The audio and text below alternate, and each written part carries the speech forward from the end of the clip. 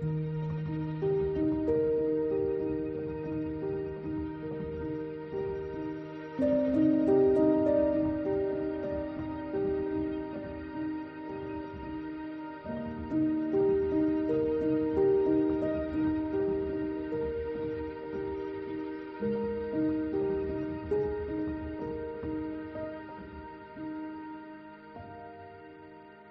Friends, ஆடிப்பட்டம் தேடி விதை அப்படின்னு சொல்லுவாங்க. ஆடி மாதம் எப்போ வரும் அப்படின்ட்டு வெயிட் பண்ணிகிட்டே இருந்தோம். மழை தான் வரல. ஆனால் நம்ம முயற்சியை கைவிடலை. எப்போவும் செய்கிற மாதிரி நம்ம மண்கலவையெல்லாம் தயார் பண்ண ஆரம்பிச்சிட்டோம். கிட்டத்தட்ட ஒரு மாதமாக ஒவ்வொரு வீக்கெண்டும் பிளான் பண்ணுவோம். ஏற்கனவே தொட்டிகளில் மண்கலவை இருந்தால் கூட அதெல்லாம் ஒரு வருஷம் ஆயிடுச்சு அப்படிங்கிறதுனால திருப்பியும் ரீபாட் பண்ணுவோம். அதுக்கு புதுசாக மண் சேர்க்குறது, அதில் மண்புழு உரம் சேர்க்குறது, அதெல்லாம் செஞ்சிட்ருந்தோம். மாடி தோட்டத்தில் இருக்க தொட்டிகள் இல்லாமல் இன்னும் ஒரு 20 தொட்டிகளை இப்போ சேர்க்குறதுக்காக மண்கலவை ரெடி பண்ணுறோம். போன சண்டே தான் இந்த மண்கலவையை ரெடி பண்ணோம். கோகோபிட் 5 கிலோவில் இருக்கிறது 2 வாங்கியிருந்தோம். கோகோபிட்டை தண்ணியில் நனைச்சதுக்கப்புறம் நல்லா ஊறி வரும். அதை இந்த மண்கலவையோடு சேர்க்குறது நல்லது. ஏன்னா மாடியில் நம்ம தொட்டிகள் வைக்கிறப்ப அதில் இருக்க வெயிட் ஜாஸ்தியாக இருக்கக்கூடாது. அதனால் செம்மண் கூட இந்த தென்னை நார் கழிவை சேர்க்குறப்ப வெயிட் குறைச்சலாக இருக்கும். அது மட்டும் இல்லாமல் வேர் நல்லா போகும், ஈரப்பதத்தை நல்லா பிடிச்சி வச்சுக்கும். இயற்கை உரத்துக்காக மண்புழு உரம் கொளிஞ்சி பண்ணையிலேருந்து ஒரு 25 கிலோ வாங்கியிருந்தோம். அதையும் இந்த மண்கலவையில் சேர்க்க போகிறோம். ஆத்விக்கு ரொம்ப சந்தோஷம் இந்த மாதிரி தோட்டத்து வேலை பார்க்குறது. அதுவும் சண்டேங்கிறதுனால நாங்கள் எல்லாம் வீட்டில் இருந்ததுனால அவருக்கும் ரொம்ப ஜாலியாகிடுச்சு. இந்த வேலையெல்லாம் செய்ய ஆரம்பிச்சிட்டாரு. மண்புழு உரத்தை கொடுத்து அவர் ஃபுல்லாக அந்த மண்கலவையில் தூவி விட சொன்னோம். செம்மண் தம்பி முருகன்ட்டேருந்து கிடச்சிச்சு. ஒரு 8 சாக்கு எடுத்து வந்தோம். இப்போ எல்லாத்தையும் போட்டு தான் இப்போது மிக்ஸ் பண்ணிகிட்ருக்கோம். மண்கலவை தயாரிக்கிறப்ப மட்டும்தான் கொஞ்சம் வேலை அதிகமாக இருக்க மாதிரி இருக்கும். மண்கலவை ரெடி ஆகிடுச்சின்னா விதை போட்டுட்டு அப்புறம் டெய்லி தண்ணி ஊற்றுறது, அந்த மாதிரி டெய்லி மெயின்டெனன்ஸ் தான் இருக்கும். வேப்பம் புண்ணாக்கு இருந்தால் சேர்க்கலாம், பேரலைட் இருந்தால் சேர்க்கலாம், இல்லைன்னா பயோ ஃபெர்டிலைசர்ஸ்ன்னு சொல்லக்கூடிய உயிர் உரங்கள் இருந்தால் சேர்க்கலாம். கோயம்புத்தூரில் கொடிசியாவில் நடந்த அக்ரிகல்ச்சரல் எக்ஸிபிஷனில் கொஞ்சம் பயோ ஃபெர்டிலைசர்ஸ் லிக்விடாக இருக்கிறது கொஞ்சம் வாங்கிட்டு வந்தோம். அதில் சூடோமோனாஸ், அப்புறம் ட்ரைகோடர்மா விரிடி, அப்புறம் எல்லாம் கலந்த ஒரு லிக்விட் ஃபெர்டிலைசர்ஸ் இருந்துச்சு. அதுவும் வாங்கியாச்சு. எல்லாத்தையும் ஒரு மூடி தண்ணி கலந்து அதையும் இந்த மண்கலவையில் சேர்த்துட்டோம். இது எல்லாமே இயற்கை உரம் தான். அதனால் வேர் வளர்ச்சி நல்லாயிருக்கும், சாயில் ஹெல்த்தும் நல்லாயிருக்கும். கோயம்புத்தூர் அக்ரிகல்ச்சரல் எக்ஸிபிஷனில் வாங்கினது தான் அந்த க்ரோ பேக்கு. ஒரு 10 க்ரோ பேக் வாங்கியிருந்தோம். ஒரு க்ரோ பேக் 65 ரூபா அப்படின்னு வாங்கினோம். இது 12x12 சைஸு. குவாலிட்டியாக தான் இருந்துச்சு. நம்ம லோக்கல்லாம் இங்கே 80 ருபீஸ் அப்படிலாம் விற்கிறாங்க. இது 65 ருபீஸ்க்கு பரவாயில்ல. க்ரோ பேக் கீழே சின்ன சின்ன துவாரங்கள் கொடுத்துருப்பாங்க. இது தண்ணி அதிகமாக போச்சுன்னா அதுவே வெளியேறதுக்காக இருக்கும், இல்லைனா செடி அழுகிடும். இந்த மாதிரி துவாரங்கள் அதில் இருக்கும். நம்ம தொட்டி வாங்கினாலும் துவாரங்கள் இருக்கான்னு பார்க்கணும். இந்த மாதிரி கட்டிகள்லாம் இருந்துச்சுன்னா நல்லா அதை உடச்சிடணும். அப்போ தான் மண் பொலபொலப்பாக இருக்கும். மண்கலவையெல்லாம் ரெடி ஆயிடுச்சுன்னா அது தொட்டு பார்த்தா புட்டு பதத்துக்கு இருக்கும், நல்லா சாஃப்டாக இருக்கும். இந்த மாதிரி இருந்துச்சுன்னா செடி நல்லா வளர்ச்சி இருக்கும். ஹஸ்பண்டு தான் இந்த மண்கலவையை ரெடி பண்ணாங்க. நானும் ஆத்விக்கும் சின்ன சின்ன வேலைகள் அவங்களுக்கு செஞ்சு கொடுத்துட்ருந்தோம். இப்போ மண்கலவையை ஃபுல்லாக ரெடி பண்ணியாச்சு. இப்போதையும் எல்லா தொட்டிகள்லேயும் நிரப்பிட்டோம். எல்லா பேக்கும் இப்போ ரெடி பண்ணியாச்சு. மாடிக்கும் கொண்டு போயாச்சு. ஆடி அமாவாசை அன்னைக்கு விதை போட்டால் நல்லது அப்படிங்கிறதுனால நாளே தொட்டிகள்லாம் மாடியில் ஏற்றி எல்லாம் ஆர்கனைஸ் பண்ணிட்டோம். உள்ளேயும் ஃபுல்லாக க்ளீன் பண்ணியாச்சு. மாடி தோட்டத்தில் ஒரு 15 நாளுக்கு முன்னாடியே கத்திரி, மிளகாய், தக்காளி இதெல்லாம் நாற்று போட்டாச்சு. இது எல்லாமே நாட்டு ரக காய்கறி விதைகள் தான். அதில் இது மிளகாய், இதில் ஒரு 4 ரகம் போட்டு வச்சுருக்கோம். சம்பா மிளகாய், முத்து மிளகாய், கருப்பு மிளகாய் அப்படின்னு சொல்லிட்டு. அதே மாதிரி தக்காளியில் 9 ரகம் நாற்று போட்டிருக்கோம். இந்த விதைகள் எல்லாமே திருச்சியில் நடந்த ஒரு எக்ஸிபிஷனில் தான் இந்த நாட்டு ரக காய்கறி விதைகள் எல்லாம் வாங்கி வச்சுருந்தோம். ஆடி அமாவாசைக்கு நம்ம விதை போட முடியலனாலும் அதுக்கப்புறம் வர்ற நாட்களில் எப்போ வேணாலும் போடலாம். நான் இப்போ ஆடி அமாவாசை அன்னைக்கு விதையும் போட்டுட்டேன். அதே மாதிரி இதெல்லாம் எடுத்து நாற்றும் நடுறதுக்கு ஏற்பாடு பண்ணிட்டோம். நர்சரி போட்டு எடுத்து நடுறப்ப நம்ம சின்னதாக குழித்தட்டு முறையில் நம்ம நர்சரி போடலாம். நாங்கள் மண்கலவை ரெடியாக இருந்ததுனால இதிலையே நாற்று போட்டுட்டோம். இப்போ இதெல்லாம் எடுத்து இங்கே இருக்க க்ரோ பேக்கில் நட போகிறோம். இங்கே 6 ரகம் கத்திரி இருக்குது. இந்த கத்திரியில் மணப்பாறை கத்திரி, ஏந்தல் கத்திரி, பவானி கத்திரி, முள்ளு கத்திரி இதெல்லாம் இருக்குது. இதையும் நாற்றாக தான் இப்போ இருக்குது. இதெல்லாம் எடுத்து நடவு செய்யணும்.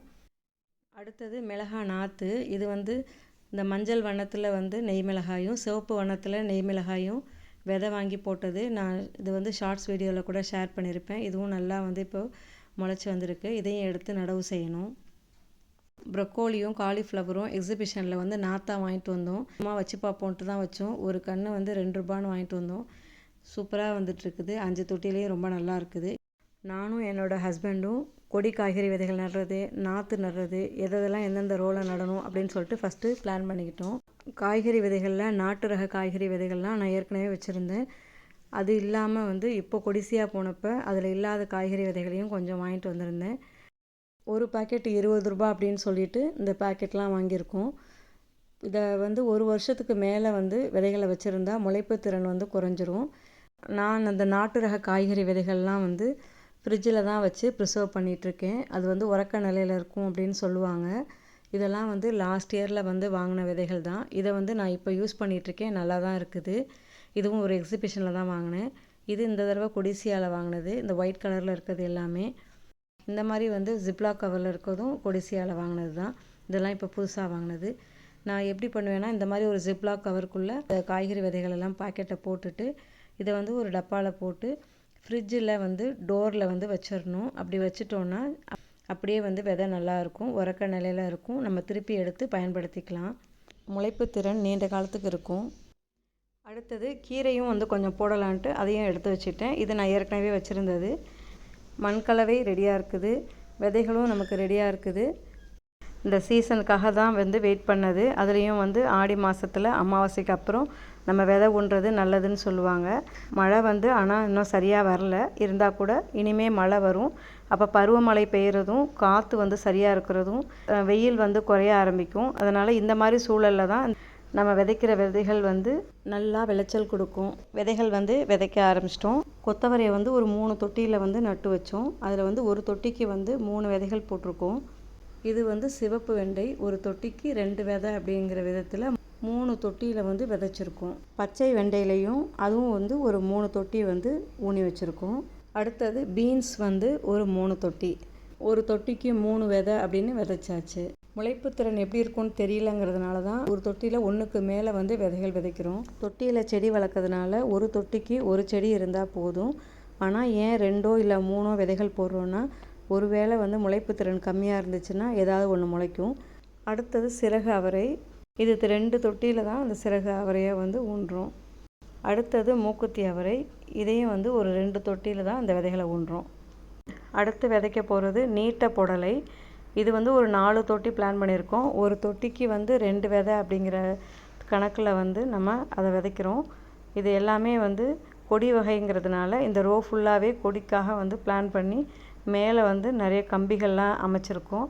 லாஸ்ட் இயர்லேயும் அதை அமைச்சது அப்படியே இருக்குது. அடுத்து வந்து பீர்க்கு போடலான்ட்டு பீர்க்கு எடுத்திருக்கோம்.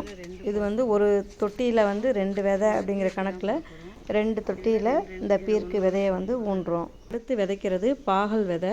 இது வந்து 4 தொட்டியில் வந்து இந்த பாகல் விதையை ஊன்றோம். ஒரு தொட்டிக்கு 2 அப்படிங்கிற விதத்தில். எங்கள் வீட்டில் எல்லாருமே பாவக்காய் நல்லா சாப்பிடுவாங்க. அதனால் 4 தொட்டியில் பாவக்காய் விதை வந்து ஊன்றோம். அடுத்தது பச்சை பட்டை அவரை. அது வந்து ஒரு 3 தொட்டியில் வந்து ஊன்றோம். விதையை வந்து ரொம்ப ஆழமாக ஊனக்கூடாது. விதையோட எடை எவ்வளோ இருக்கோ அந்த எடை அளவுக்கு தான் அதோட மேலே வந்து மண் இருக்கணும். ஏற்கனவே நட்ட அவரை கொடி வந்து நல்லா வந்துட்டுருக்குது. அடுத்தது பானை சுரை. இதில் வந்து ஒரு 4 விதை எடுத்து அதை தான் ஊன்றேன். 2 தொட்டியில் வந்து இந்த பானை சுரை வந்து ஊன போகிறோம். இந்த விதை வந்து பச்சை மயில் சுரை. இதுவும் வந்து ஒரு 2 தொட்டியில் போட போகிறோம். அடுத்தது போட போகிறது நூல்கோல்.